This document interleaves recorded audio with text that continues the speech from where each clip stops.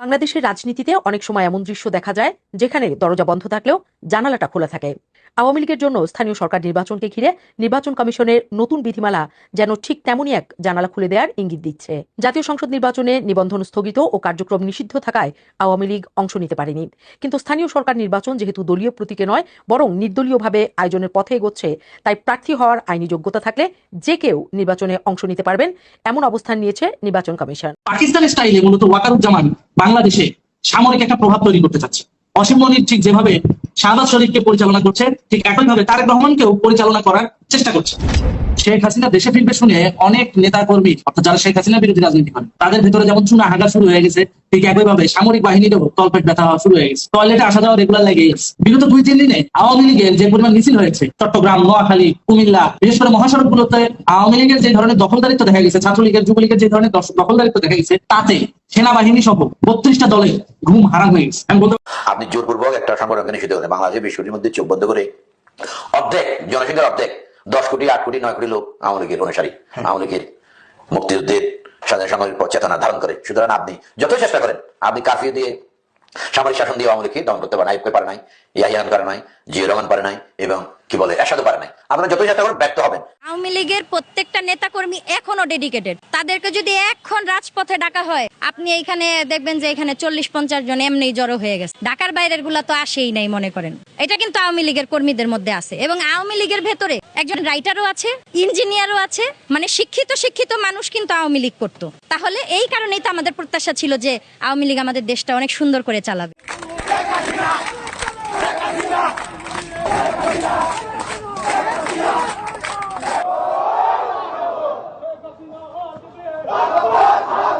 আওয়ামী লীগের রাজনীতিতে শেখ হাসিনা এখনো কিন্তু কেন্দ্রীয় প্রতীক, অর্থাৎ আওয়ামী লীগ মানেই বঙ্গবন্ধু, আওয়ামী লীগ মানেই হচ্ছে শেখ হাসিনা। রাজনীতিতে প্রত্যাবর্তনের দরজা কখনোই পুরোপুরি বন্ধ হয়ে যায় না। আওয়ামী লীগ সভাপতি সাবেক প্রধানমন্ত্রী শেখ হাসিনা ভারতে থেকে তার পূর্ণাঙ্গ রাজনৈতিক কার্যক্রম পরিচালনা করছেন, এবং দেশের ভেতরে তিনি যেরকম ভার্চুয়ালি মিটিং করছেন, দেশের বাইরে আন্তর্জাতিক পরিসরে যোগাযোগ বাড়িয়েছেন, এবং একই সঙ্গে আন্তর্জাতিক মিডিয়ায় এবং বিশেষ করে ভারতীয় মিডিয়ায় তার লাগাতার সাক্ষাৎকার অব্যাহত রেখেছেন। শুরুতেই যেই ভিডিও ক্লিপগুলো দেখেছেন সেই ক্লিপগুলো দেখেই বুঝতে পেরেছেন আজকের ভিডিওটি কতটা গুরুত্বপূর্ণ হতে যাচ্ছে এবং কোন বিষয়ের দিকে ইঙ্গিত করছে। তাই আজকের ভিডিওটি দেখলে বাংলাদেশের রাজনৈতিক সর্বশেষ পরিস্থিতি সম্পর্কে খুবই গুরুত্বপূর্ণ কিছু তথ্য পেয়ে যাবেন। ধৈর্য ধরে সম্পূর্ণ ভিডিওটি দেখার অনুরোধ রইল। তার আগে ছোট করে একটি অনুরোধ, আপনারা যদি এ ধরনের রাজনৈতিক ভিডিওগুলো দেখতে পছন্দ করে থাকেন অবশ্যই চ্যানেলটি সাবস্ক্রাইব করে পরবর্তী নিউজটি সবার আগে পাওয়ার জন্য বেল আইকনটি অল করে দিবেন। চলুন দর্শক, কথা না বাড়িয়ে একটি লাইক দিয়ে একে একে সেই ভিডিওগুলো দেখে আসি। পাকিস্তানের স্টাইলে মূলত ওয়াকারুজ্জামান বাংলাদেশে সামরিক একটা প্রভাব তৈরি করতে চাচ্ছে। অসীম মনির ঠিক যেভাবে শাহবাজ শরীফকে পরিচালনা করছে, ঠিক একইভাবে তারেক রহমানকেও পরিচালনা করার চেষ্টা করছে। শেখ হাসিনা দেশে ফিরবে শুনে অনেক নেতা কর্মী অর্থাৎ যারা শেখ হাসিনা বিরোধী রাজনীতি করেন তাদের ভেতরে যেমন চুনা হাগা শুরু হয়ে গেছে, ঠিক একইভাবে সামরিক বাহিনীরও তলপেট ব্যথা হওয়া শুরু হয়ে গেছে। টয়লেটে আসা যাওয়া রেগুলার লেগে গেছে। বিগত 2-3 দিনে আওয়ামী লীগের যে পরিমাণ মিছিল হয়েছে চট্টগ্রাম, নোয়াখালী, কুমিল্লা, বিশেষ করে মহাসড়কগুলোতে আওয়ামী লীগের যে ধরনের দখলদারিত্ব দেখা গেছে, ছাত্রলীগের, যুবলীগের যে ধরনের দখলদারিত্ব দেখা গেছে, তাতে সেনাবাহিনী সহ 32টা দলে ঘুম হারাম হয়ে গেছে। আমি বলতে পারেন ভাই এতটা নিশ্চিত হয়ে কিভাবে বলছেন? দেখেন, ঠিক যখন জননেত্রী শেখ হাসিনা মৌখিক ভাবে ঘোষণা দিল তিনি খুব শীঘ্রই দেশে ফিরবেন, তিনি কিন্তু পুরোপুরি ডেট উল্লেখ করেননি, তিনি খুব শীঘ্রই দেশে ফিরবেন। তারপর পরে আমরা কি দেখতে পাচ্ছি? চারদিকে সাধারণ মানুষের ঢল, মানুষজন রাস্তাঘাটে নেমে আসতেছে, আন্দোলন করতেছে, জয় বাংলা স্লোগান দিচ্ছে, পুলিশও প্যারালালি বাড়িতে গিয়ে গিয়ে অ্যারেস্ট করছে। কিন্তু তাতেও কি আওয়ামী লীগের এই গণজোয়ার থামানো সম্ভব হয়েছে বা সম্ভব হবে? মোটেও না। এখন কি করতে হবে? এখন একটাই পয়েন্ট, সেটা হচ্ছে সরকারি ভাবে বা রাষ্ট্রীয় অ্যানাউন্সমেন্টের মাধ্যমে কিছু করা যায় কিনা। দেখবেন তারই ধারাবাহিকতায় জাহিদুর রহমান, প্রধানমন্ত্রীর তথ্য উপদেষ্টা, সে কিন্তু আজকে একটা স্টেটমেন্ট দিয়েছে সাংবাদিকদের যে সরকার চাইছে আওয়ামী লীগ নিষিদ্ধই থাকুক বা আওয়ামী লীগ নিষিদ্ধই থাকবে। আপনাদের কি মনে হয় এই কথা কি জাহিদুর রহমানের নিজের কথা? মোটেও না। এটা ওই সামরিক গোষ্ঠীর লেখা প্রেসক্রিপশন, যে সামরিক গোষ্ঠী শেখ হাসিনার সাথে বেইমানি করে ইউনুসকে এক্সেস দিয়েছে। এখন ইউনুসকে এক্সেস দেওয়ার পর গণতান্ত্রিক পথ পরিক্রমায় যখন বিএনপি বাই চান্স ক্ষমতায় চলে আসছে, এখন তো ইউনুস পন্থীরা সেই সুবিধাটাও পাচ্ছে না যতটা সুবিধা তারা অন্তর্বর্তীকালীন সরকারের আমলে পেয়েছে। কারণ তারেক জিয়ার সরকার তার এজেন্ডা বাস্তবায়ন করবে, সে কিন্তু কখনোই তার এজেন্ডার বাইরে কোনো কাজ করবে না। যখনই তারেক জিয়া তার নিজস্ব এজেন্ডা বাস্তবায়ন করতে চায়, তখন সর্বপ্রথম বঞ্চিত হয় কে? সর্বপ্রথম বঞ্চিত হচ্ছে জামাত শিবির, আর হচ্ছে ওই অন্তর্বর্তীকালীন সরকারের ওই চামচারা, যারা 5ই আগস্টের জঙ্গি হামলা চালিয়েছিল, যারা ভেবেছিল বাংলাদেশের রাষ্ট্রীয় সম্পদ ধ্বংস করলেই ক্ষমতায় আসা যায়, তারা এখন যখন তাদের পাকা ধানে মই পড়তেছে, এখন তারা এই সরকারকে চাইছে না। তারা এখন কি করতেছে? তারেক রহমানের বদনাম করতেছে। কিন্তু রাষ্ট্রীয় পর্যায়ে বা সামরিক পর্যায় থেকে প্রটোকল অনুযায়ী প্রধানমন্ত্রীকে তো সরাসরি বদনাম করতে পারে না কোনো সামরিক গোষ্ঠী। এজন্য কি করছে? প্রধানমন্ত্রীর আশেপাশে ওই সমস্ত লোকজনগুলোকে বসিয়ে দেওয়া হয়েছে, যে সমস্ত লোকজনগুলা 5ই আগস্টের পর বাংলাদেশের নাম পরিবর্তনের সুযোগ তুলেছে। কমন নাম বলি, সাইদ আব্দুল্লাহ নামে একটা ছেলে আছে, যে সর্বপ্রথম বাংলাদেশের নাম পরিবর্তনের ডাক দিয়েছিল এবং অন্তর্বর্তীকালীন সরকারের আমলে তিনি প্রস্তাব দিয়েছিল যে বাংলাদেশের নাম পরিবর্তন করে গণপ্রজাতন্ত্রী বাংলাদেশ নামটা পরিবর্তন করে অন্য কিছু রাখা। সে এখন কোথায়? সে এখন ওই তারেক রহমানের উপদেষ্টা। বোঝা গেল? তাহলে এটা আর্মির প্রেসক্রিপশন ছাড়া নিশ্চয়ই হয় নাই। ভিপি নূর তো মুসাদের চাপে মন্ত্রী হয়ে গেছে এবং তারেক রহমান তাকে মন্ত্রিত্ব দিতে বাধ্য হয়েছে। তাহলে সাইদ আব্দুল্লাহকে কোন চাপে পড়ে তিনি তার অ্যাডভাইজার বানালেন? নিশ্চয়ই কেউ না কেউ চাপ দিয়েছে। সেই চাপ দেওয়া গোষ্ঠীটাই হচ্ছে ওই সামরিক গোষ্ঠী, যে সামরিক গোষ্ঠী 5ই আগস্টের আগে বঙ্গবন্ধু কন্যার সাথে বেইমানি করেছিল, যিনি সাধারণ মানুষকে বলেছিলেন যে আজ থেকে জনগণের জানমালের দায়িত্ব তার, তিনি পরবর্তীতে ভক্ষক হিসেবে আবির্ভাব হয়েছিলেন। কিন্তু এখনো পর্যন্ত রাষ্ট্রের সেই পোশাকটা তার গায়ে, যার কারণে তাকে কেউ কিছু বলতে পারছে না। পাকিস্তানের স্টাইলে মূলত ওয়াকারুজ্জামান বাংলাদেশে সামরিক একটা প্রভাব তৈরি করতে চাচ্ছে। অসীম মনির ঠিক যেভাবে শাহবাজ শরীফকে পরিচালনা করছে, ঠিক একইভাবে তারেক রহমানকেও পরিচালনা করার চেষ্টা করছে। এই জন্য খেয়াল করে দেখবেন অনেক মতবিরোধ এবং মতবৈরিতাও কিন্তু তাদের মাধ্যমে সৃষ্টি হয়েছে এবং দৃশ্যমান সেটা দেখা যাচ্ছে। আমরা কি দেখতে পাচ্ছি? আমরা দেখতে পাচ্ছি ওয়াকারুজ্জামান সরাসরি ডিপ স্টেটের এজেন্ডা বাস্তবায়ন করছে। সামরিক ঘাঁটি দেওয়া থেকে শুরু করে রাষ্ট্রবিরোধী যতগুলো চুক্তি হয়েছে, বাংলাদেশের সার্বভৌমত্ব বিরোধী যতগুলো চুক্তি হয়েছে, সেখানে তার কথা বলা উচিত, কিন্তু তিনি কথা বলেন নাই, উল্টো তিনি চুপ থেকেছেন। এখন যখন ফাইনালি ওয়াকারুজ্জামান চাইছে রাষ্ট্র ক্ষমতায় অধিষ্ঠিত হতে, কারণ ও বুঝে গেছে যে জননেত্রী শেখ হাসিনা বাংলাদেশে ঢুকলে সর্বপ্রথম সামরিক বাহিনীর ভিতরে যারা বেইমানি করেছে রাষ্ট্রের সাথে তাদের বিচার হবে। রাষ্ট্রের সাথে বেইমানি করে তারা তো আর সেনা প্রধান থাকতে পারবে না, রাষ্ট্রের সাথে বেইমানি করে তারা তো আর ভালো কোনো পদ পজিশনে থাকতে পারবে না। এই জন্য 5ই আগস্টের পর বিকল্প পদ্ধতি হিসেবে এনসিপি কে তো তারা আগে থেকে নিবন্ধন নেওয়া রাখছে। ভবিষ্যতে জাস্ট রিটায়ারমেন্ট করুক কিংবা স্বেচ্ছায় পদত্যাগ করুক, সামরিক গোষ্ঠীর লেবাসটা ছাইরা ডাইরেক্ট চলে যাবে এনসিপি তে। কারণ জামাতে যাওয়ার নিয়ত ছিল ওয়াকারুজ্জামানের, কিন্তু জামাতে সে যাবে না, কারণ জামাতের অলরেডি গন্ধ উঠে গেছে। জামাত সম্পর্কে পাবলিক খুব ভালোভাবে ওয়াকিবহাল যে এটা পাকিস্তানপন্থী ওই মুক্তিযুদ্ধ বিরোধী গোষ্ঠী, যার কারণে সে হয়তোবা জামাতকে জোটে রাখতে পারে, সাথে রাখতে পারে, কিন্তু জামাতে যোগ দেবে না। সে কিন্তু এনসিপির দায়িত্ব নেবে। এটা হচ্ছে সর্বশেষ পরিধিটা। কিন্তু এখনো পর্যন্ত তিনি সেনাবাহিনীর প্রধান, তিনি কি চেষ্টা করছেন না? অবশ্যই করছেন। তিনি এখনো পর্যন্ত শেখ হাসিনাকে বাংলাদেশে যেন সে না ঢুকতে পারে, সেই শেখ হাসিনার প্রত্যাবর্তন ঠেকানোর জন্য কাজ করছেন।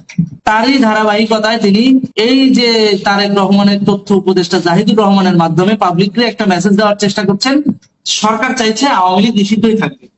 মূলত এটা তারেক রহমানের ভাষ্য না, এটা ওয়াকারুজ্জামানের ভাষ্য। এটা ওই বেইমান রাষ্ট্রপতির প্রেসক্রিপশন, যে রাষ্ট্রপতি প্রধানমন্ত্রী শেখ হাসিনার সাথে বেইমানি করেছে। এখন তো তার মেয়াদকাল শেষের পথে। এখন ওয়াকারুজ্জামান চাচ্ছে চুপ্পু যদি চলে যায়, রাষ্ট্রপতির পদ থেকে পদত্যাগ করে কিংবা তার মেয়াদ যদি শেষ হয়ে যায়, তাহলে মেজর হাফিজকে তো রেডি রেখেছে বিএনপি, আর মেজর হাফিজ যদি রাষ্ট্রপতি হয়ে যায় তাহলেও তো তার পিঠ বাঁচানো গেল না, অর্থাৎ ওয়াকারের পিঠ বাঁচলো না, আর পিঠের চামড়া তো তারপরেও ডুগডুগি বাজাবে। এখন কি হবে? এখন কি করতে হবে? হয় রাষ্ট্র ক্ষমতা জিম্মি করতে হবে, আর তা না হলে পলিটিক্যাল পার্টি হিসেবে আবির্ভাব হতে হবে। যেহেতু পলিটিক্যাল পার্টির একটা নিবন্ধন দেওয়াই আছে, সেখানে যোগ দিয়ে যদি দায়িত্ব নেয় পলিটিক্যাল পার্টি, তাহলে তাকে সামরিক বাহিনী থেকে পদত্যাগ করতে হবে। আর সামরিক বাহিনী থেকে সে যদি পদত্যাগ করে, পরবর্তীতে যে ব্যক্তিটা আসবে সে যে তাকে সহযোগিতা করবে তারও কোনো গ্যারান্টি নাই। আবার এদিকে যদি মেজর হাফিজ রাষ্ট্রপতি হয়ে যায়, তবুও তার কোনো এজেন্ডা বাস্তবায়ন হবে না, বরং বিএনপি তার গণতান্ত্রিক পন্থায় তার রাজনৈতিক দলের এজেন্ডাই বাস্তবায়ন করবে। ওয়াকারুজ্জামানকে সেফ এক্সিট দেবে না বা ওয়াকারুজ্জামানকে কোনো প্রকার সহযোগিতা করবে না। এই জন্য ওয়াকারুজ্জামান সর্বোচ্চ চেষ্টা করছে ডক্টর ইউনূসকে প্রেসিডেন্ট বানানো, এবং ডক্টর ইউনূসকে প্রেসিডেন্ট বানানোর জন্য যে জায়গায় বলার দরকার হয় সব জায়গায় বলছে, সব জায়গায় বলে বেড়াচ্ছে। এখন ডক্টর ইউনূস কি বসে আছে? মোটেও বসে নাই। সেও ফ্রান্সে যায়া বুঝাচ্ছে যে বাংলাদেশ আমাকে অনেক কষ্ট দিয়েছে, তাকে অনেক অপমান অপদস্থ করেছে, তাকে অনেক হেয় করেছে, তাকে মিথ্যে মামলা দিয়েছে আওয়ামী লীগ সরকারের আমলে। এগুলো বুঝায়া সে ওখানে তো পার্মানেন্ট সিটিজেনশিপ তো তার আছেই, এছাড়াও রাজনৈতিক একটা সাপোর্ট বা কূটনৈতিক একটা সাপোর্ট নেওয়ার চেষ্টা করছে। এই কূটনৈতিক সাপোর্টটা ফ্রান্স গভর্নমেন্ট তাকে দেবে না, কিন্তু সে তারপরেও চেষ্টা করছে, কারণ তারও তো একটা আন্তর্জাতিক লবি আছে, সেই লবিটাকে ইউজ করে যদি কিছু করা যায়। এই জন্য ওয়াকারুজ্জামান এখন এই মুহূর্তে ভয়ে তটস্থ অবস্থায় আছে। কেন আছেন জানেন? কারণ জননেত্রী শেখ হাসিনা যদি বাংলাদেশে ঢোকে, এই সমস্ত বেঈমানদেরই তো আগে বিচার করবে। এই সমস্ত বেঈমানরা যে বিচারের আওতায় চলে আসবে এতে কোনো সন্দেহ নাই। যদি দীর্ঘ বছর পরে বঙ্গবন্ধু হত্যার বিচার হতে পারে, তাহলে দেশদ্রোহীদের বিচার হবে না? অবশ্যই হবে। যদি সাবেক পুলিশ প্রধান এখনো পর্যন্ত জেল কাটতে পারে, রাজসাক্ষী হতে পারে শেখ হাসিনার বিরুদ্ধে, তাহলে ওয়াকারের বিরুদ্ধে কি রাজসাক্ষী তৈরি হবে না? অবশ্যই হবে। ওয়াকারুজ্জামান হয়তো ভুলে গেছে যে ব্যক্তিটাকে 5ই আগস্টের পরে তিনি তড়িঘড়ি করে কোর্ট মার্শাল দিয়ে জেলে পাঠিয়েছিলেন 2 বছরের জন্য, সেই ব্যক্তিটার কিন্তু সাজা শেষ হয়ে গেছে, তিনি কিন্তু এখন বাইরে। তিনি যদি মুখ খোলেন তাহলে ওয়াকারুজ্জামানের জাঙ্গিয়া থাকবে? থাকবে না। কোন কোন ব্যবসায়ীর কাছ থেকে কত টাকা অ্যামাউন্টের চাঁদাবাজি করছিলেন 5ই আগস্টের পরে, সব তথ্য আস্তে আস্তে বেরোয়। সুতরাং ওয়াকারুজ্জামান বাঁচবে না। ও মেইনলি এখন কাল ক্ষেপণ করার চেষ্টা করছে যে ওর মেয়াদটা শেষ হলে যদি ডক্টর ইউনূস রাষ্ট্রপতি হয়, তাহলে এনসিপি দিয়ে ও একটা সরকার গঠন করবে, আর পাবলিকলি এটা বুঝাবে -2 ফর্মুলা কায়েম করে যে বাংলাদেশের অতীত রাজনৈতিক দলগুলো ফেইলার, আমরা এবার নতুন ত্রাতা হিসেবে আবির্ভাব হলাম। এটাই রিয়েলিটি, এটাই বাস্তবতা, এটাই হবে। এবং সেই জন্যই ও দেখবেন কাম এন্ড কোয়াইট হয়ে থাকে ওয়াকারুজ্জামান। কোনো উশৃঙ্খলা নাই, হুরুম ধারুম তিরিং তারিং নাই, রিল্যাক্স। যেই একটু পাবলিক যখন বলে ওঠে যে সেনাবাহিনী ব্যারাকে ফিরবে কবে, তখনই তিনি ফুরুত করে একটা ডেট জানাই দিবে। তারপর যখন আস্তে করে ওইটা স্থিমিত হয়ে যাবে, পাবলিকের মস্তিষ্ক থেকে ওটা হারায় যাবে, ওই ব্যারাকে ফেরা সে তার আগের মতোই তার কর্মকাণ্ড চালিয়ে যাবে। এটাই বাস্তবতা। আপনি দেখেন 6 জুন 2026-এ সেনাবাহিনী ব্যারাকে ফেরত যাওয়ার কথা ছিল। আজ পর্যন্ত সেনাবাহিনী কি ব্যারাকে ফেরত গিয়েছে? যায়নি। বরং সেনাবাহিনী এখনো রাস্তায় কাজ করছে, যেখানে বাংলাদেশের সার্বভৌমত্ব বিপদে, বর্ডারে পুশিং হচ্ছে, ইলিগালি বেড়া দেওয়া হচ্ছে, সেগুলোর ব্যাপারে আর্মি কোনো দেখভাল করছে না। অর্থাৎ সার্বভৌমত্ব নিয়ে তাদের কোনো হেডেক নাই। চট্টগ্রামে মার্কিন ঘাঁটি হচ্ছে, এগুলো নিয়ে তাদের কোনো হেডেক নাই। তারা তাদের ক্ষমতা কুক্ষিগত করার যে চিন্তাধারা, সেটাই সে বাস্তবায়ন করছে। আরেকটা প্ল্যান করছে, সেটা হচ্ছে 72-এর সংবিধান বাতিল করে দেওয়ার একটা প্রচেষ্টা তারা চালাচ্ছে। যদিও এটা ধোপে টিকবে না, কারণ 5ই আগস্টের পরেই তারা চেষ্টা করেছিল 72-এর সংবিধান বাতিল করতে। যে জনমত আমরা তৈরি করেছিলাম, সেখানে তাদের এই পরিকল্পনা ভেস্তে চলে গেছে। এখন দেখবেন নতুন করে এই ব্যারিস্টার শাহরিয়ার বলেন, এই নাসিরউদ্দিন পাটোয়ারি বলেন, নাহিদ হাসনাত সার্জিস, এরা আবার নতুন করে বয়ান তুলবে। মুজিববাদ এটাকে ছাঁটাই করতে হবে, এটাকে মিটিয়ে ফেলতে হবে। আর মুজিববাদ মিটাইতে গেলে কি করতে হবে? 72-এর সংবিধানকে ছুঁড়ে ফেলে দিতে হবে। এটা সোনা সেনাবাহিনী কেন করতে চাচ্ছে জানেন? এই সোনা সেনাবাহিনী এটা এই কারণেই করতে চাচ্ছে, তারা জানে যে 72-এর সংবিধানে একটা ক্লজে সংবিধান সংশোধন করে জননেত্রী শেখ হাসিনা একটা আইন করে গেছিল যে কোন সামরিক বাহিনীর কোন অফিসার যদি বাংলাদেশকে জিম্মি করে বা বাংলাদেশের রাষ্ট্র ক্ষমতাকে জিম্মি করে, বিচারের আওতায় আনা হয়। এই আইনের ভেতরে পড়ে যেতে পারে ওয়াকার। এজন্য সে চাইছে 72-এর সংবিধানটা বাতিল হোক। তাহলে খুব সহজেই তারেক রহমানের পাছায় লাথি দিয়া ক্ষমতা বন্দুকের নলে সে ঠিকই জিম্মি করে নিতে পারবে ওই মিয়ানমারের সেনা প্রধানের মতো। মনে আছে মিয়ানমারের সেনা প্রধান যে এখন প্রেসিডেন্ট, নিতে পারবে। কিন্তু এখন এই মুহূর্তে আইসা ৭২-এর সংবিধান বাতিল না করা পর্যন্ত কিংবা সংসদে এই আইনটা বাতিল না করা পর্যন্ত সে চাইলেও সেটা করতে পারছে না বলেই কিন্তু বাধ্য হয়ে বিএনপি কে এক্সেস দিছে। তা না হলে ৫ই আগস্টের পরেই সেনাবাহিনী ক্ষমতা নিয়ে নিত। ব্যাপারটা বোঝা গেল? বিচারের ভয় সবারই আছে, কারণ চিরজীবন ক্ষমতা কারো কাছে স্থায়ীভাবে থাকে না, শুধুমাত্র সৎ মানুষ ছাড়া। এই যে ১৭ বছর শেখ হাসিনা দেশ চালাইছে, তার যদি দক্ষ ম্যানেজমেন্ট স্কিল না থাকতো তার কাছে ক্ষমতা থাকতো না। যারা এখন ক্ষমতায় আছে, রাষ্ট্র চালাচ্ছে, তারা বুঝতেছে কত ধানে কত চাল, কিভাবে কি হচ্ছে, তারা বুঝতেছে দেশ চালানো এত সহজ বিষয় না। এই ওয়াকারুজ্জামান মনে করে যে বাংলাদেশটাও আর বাপ দাদার জায়গির, ও এখানে শোষণ বাণিজ্য চালাবে এবং পরবর্তীতে পশ্চিমা দেশে যায় সেটেল হয়ে যাবে। এটাই হলো ওর মূল উদ্দেশ্য। আর এটার পেছনে কাজ করছে জামাতের একটা গোষ্ঠী, ডিপ স্টেটের একটা গোষ্ঠী, একই সাথে সামরিক বাহিনীর ভিতরে থাকা বাংলাদেশ বিরোধী একটা গোষ্ঠী। কর্নেল হাসিনুরের মতো লোকজন এই সমস্ত ব্যাপারে সরাসরি সহযোগিতা করছে। কর্নেল হাসিনুরের ব্যাপারে একটু বলি। এই কর্নেল হাসিনুরটা কে ছিল? ২০০১ সাল থেকে ২০০৬ সাল যখন র্যাব প্রথম গঠিত হয়, তখন অনেক বাম নেতাদেরকে, অনেক আওয়ামী লীগের নেতাদেরকে, অনেক ভিন্ন ধারা সমাজতন্ত্রপন্থী, তারপরে চীনাপন্থী নেতাদেরকে টার্গেট করে করে হত্যা করেছে। প্রায় ২০০ লোকের হত্যাকারী হচ্ছে এই কর্নেল হাসিনুর যখন র্যাব প্রথম গঠিত হয়। ওই হত্যাকাণ্ডগুলোর বিচার আজও হয়েছে? হয় নাই।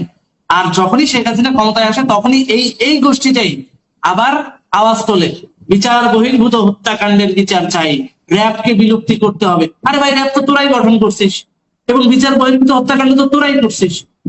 আমরা তো র্যাবকে শুধু মাদক নিয়ন্ত্রণে ব্যবহার করছি মাত্র, সন্ত্রাস দমনে ব্যবহার করছি মাত্র, দ্যাটস ইট। জঙ্গিবাদ দমনে আমরা র্যাবকে ব্যবহার করেছি মাত্র। সিম্পল একটা লজিক। তৈরি তো করছিস তোরা। যদি র্যাবের বিচার হয়, যদি র্যাব বিলুপ্ত করতেই হয়, তাহলে সর্বপ্রথম কর্নেল হাসিনুর সহ যারা এই র্যাবটাকে গঠন করার পর বাংলাদেশে বিচার বহির্ভূত হত্যাকাণ্ড চালিয়েছে, তাদের বিচার হওয়া উচিত সবার আগে। কারণ তাদের বিচার না হলে বাংলাদেশ প্রতারিত হবে। আসসালামু আলাইকুম।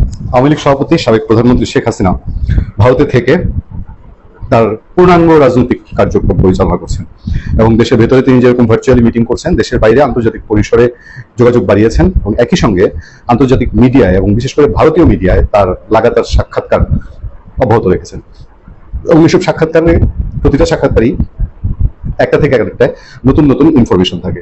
তিনি সম্প্রতি এই সময়কে যে সাক্ষাৎকার দিয়েছেন, দীর্ঘ সাক্ষাৎকার, সেটা খন্ডে খন্ডে প্রকাশিত হচ্ছে এবং আমরা খন্ডে খন্ডে জানতে পারছি। সেই সাক্ষাৎকারে এখন নতুন যে দিকগুলো তিনি টেনে এনেছেন, তার একটি হলো পাকিস্তানের সাথে বাংলাদেশের সম্পর্ক, ভারতের সাথে সম্পর্কের অবনতি এবং তারেক রহমান সরকারের সাথে ভারত সরকারের সম্পর্ক কেমন হবে না হবে। শেখ হাসিনার ধারণা যে ভারত সরকারের সঙ্গে তারেক রহমান সরকারের সম্পর্কটা ভালো হবে না।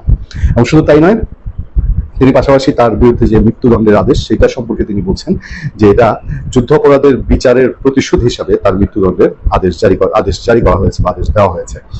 তার প্রথম সাক্ষাৎকার থেকে আমরা একটু চুম্বক অংশ আপনাদেরকে জানাই, যেখানে তিনি বারবার বলছেন যে পাকিস্তানের ছায়ায় কেন ফেরানো হচ্ছে বাংলাদেশকে, সেই প্রশ্ন তুলেছেন। শেখ হাসিনা বলেছেন, ভারতের গণমাধ্যমে এই সময়কে দীর্ঘ সাক্ষাৎকার দিয়েছেন বাংলাদেশের ক্ষমতাচ্যুত প্রধানমন্ত্রী শেখ হাসিনা। গণভবন ছেড়ে আসা, ইস্তফা না দেওয়ার কারণ থেকে বর্তমান সরকারের মূল্যায়ন, নিজের দলের ভবিষ্যৎ পরিকল্পনা, সব বিষয়ে খোলামেলা বিস্তারিত শেখ হাসিনা কথা বলেছেন।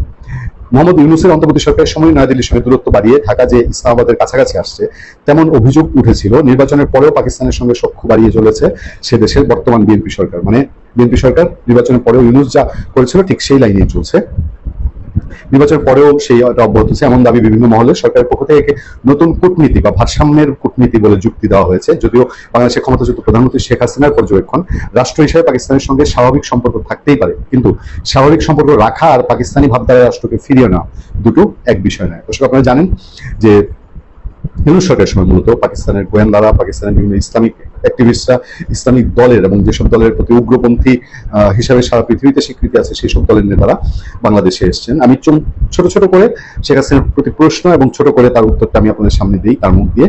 এই সময়ের প্রশ্নের জবাবে শেখ হাসিনা বলেন, পাকিস্তানের সঙ্গে যে সম্পর্ক যে পাকিস্তানের সঙ্গে যে কোনো সম্পর্ক হতে হবে ইতিহাসের সত্যকে স্বীকার করে, 71-এর মহান মুক্তিযুদ্ধের মর্যাদা রক্ষা করে, বাংলাদেশের নিরাপত্তা ও আত্মসম্মান অক্ষুণ্ণ রেখে।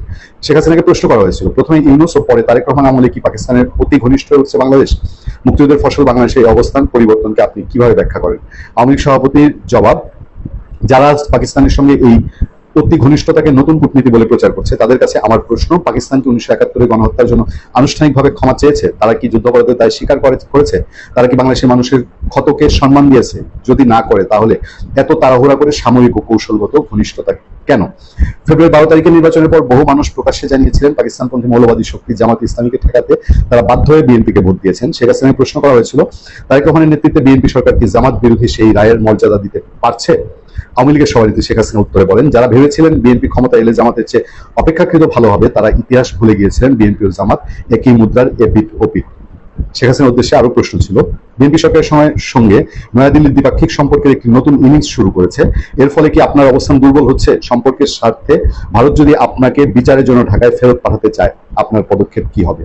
শেখ হাসিনা উত্তরে বলেন, একটি সার্বভৌম গণতান্ত্রিক রাষ্ট্র হিসেবে ভারত তাদের কূটনৈতিক কার্যক্রম পরিচালনা করে, বাংলাদেশে যে সরকার ক্ষমতায় থাকুক তাদের সঙ্গে ভারতের যে যোগাযোগ থাকবে এটা স্বাভাবিক। হাসিনার কথায় এর সঙ্গে আমার অবস্থান দুর্বল হওয়ার প্রশ্নই ওঠে না। তারেক রহমান সরকারের সঙ্গে ভারতের সুসম্পর্ক স্থাপনের প্রয়াস ফলপ্রসূ হবে বলে মনে করেন না শেখ হাসিনা। তিনি বলেন, দুদেশের টেকসই সম্পর্কের প্রকৃত ভিত্তি হলো বাংলাদেশের সত্যিকারের গণতান্ত্রিক শাসন ব্যবস্থা, মুক্তিযুদ্ধের চেতনা, সংখ্যালঘু নিরাপত্তা। যারা এগুলো নিশ্চিত করতে ব্যর্থ হচ্ছে, প্রতিনিয়ত হীন রাজনৈতিক উদ্দেশ্যে ভারত বিরোধী অপপ্রচারকে প্রশ্রয় দিচ্ছেন এবং অতীতে ভারতের নিরাপত্তাকে হুমকির মুখে ঠেলে দেওয়ার চেষ্টা করেছেন, তাদের সঙ্গে ভারতের কোনো নতুন ইনিংস দীর্ঘস্থায়ী হওয়ার কথা নয়। খুবই সাংঘাতিক পর্যালোচনা শেখ হাসিনার, এবং ভারতের সাথে তারেক রহমান সরকারের 3 মাস চলে গেলেও এখনো সম্পর্ক ইজি হয়নি। এই একই সাক্ষাৎকারের অন্য একটি পর্বে শেখ হাসিনা বলছেন যে যুদ্ধাপরাধীদের বিচারের প্রতিশোধ নিতেই আমার বিরুদ্ধে মৃত্যুদণ্ডের রায় দেওয়া হয়েছে। সেখানে তিনি বলছেন যে যুদ্ধাপরাধীদের বিচারের প্রতিশোধ নিতেই আমার বিরুদ্ধে মৃত্যুদণ্ডের রায় দেওয়া হয়েছে বলে দাবি করেছেন বাংলাদেশের ক্ষমতাচ্যুত প্রধানমন্ত্রী শেখ হাসিনা। ভারতের সংবাদ মাধ্যমে এই সময়কে দেয়া এক সাক্ষাৎকারে তিনি দাবি করেন, ফাঁসির আদেশের বিষয়ে সাংবাদিকের এক প্রশ্নের জবাবে বাংলাদেশ আওয়ামী লীগের সভানেত্রী শেখ হাসিনা জানান, আন্তর্জাতিক অপরাধ আইন 1973 অনুযায়ী 71 যুদ্ধাপরাধীদের বিচারের জন্য আইসিটি গঠন করা হয়েছিল। অবৈধ অন্তর্বর্তী সরকার বেআইনিভাবে ট্রাইব্যুনাল পুনর্গঠন করে আমার বিরুদ্ধে মিথ্যা ও রাজনৈতিক উদ্দেশ্য প্রণোদিত বিচার কার্যক্রম পরিচালনা করছে। আমরা একটা জিনিস বোধহয় সিদ্ধান্তে আসতে পারি যে শেখ হাসিনা যতদিন ভারতে আছেন তিনিও হয়তো চাচ্ছেন না যে তারেক রহমান সরকার বা বিএনপি সরকারের সাথে ভারতের সম্পর্কটা ইজি হোক। এবং এই যে আন্তর্জাতিক সম্পর্কের ক্ষেত্রে বাংলাদেশে দুইটা দলের দুইমুখী অবস্থান, পৃথিবীর সবগুলো ভালো দেশে, ইভেন ভারতেও পাকিস্তানের সঙ্গে দ্বন্দ্ব, সেই দ্বন্দ্বে কংগ্রেস, বিজেপি সব একত্রিত হয়ে যায় এবং প্রাদেশিক দলগুলো একত্রিত হয়ে যায়। আমাদের বাংলাদেশেই কেবলমাত্র মানে দুনিয়ার যে কোনো ইস্যুতেই আওয়ামী লীগ এবং বিএনপি দুই দল যেন দুই প্রান্তে বসবাস করতে চায়। ভালো থাকবেন, সুস্থ থাকবেন। আপনাদের সাথে আমি আতিক রহমান। এই ভিডিওগুলো দেখছিলেন, সম্পর্কে আপনাদের কোনো মতামত থেকে থাকলে অবশ্যই আপনাদের মূল্যবান মতামত আমাদের কমেন্টে লিখে পাঠাবেন। ভিডিও ভালো লাগলে আমাদের চ্যানেলটি সাবস্ক্রাইব করে আমাদের সাথেই থাকতে পারেন। এতক্ষণ সাথে থাকার জন্য ধন্যবাদ।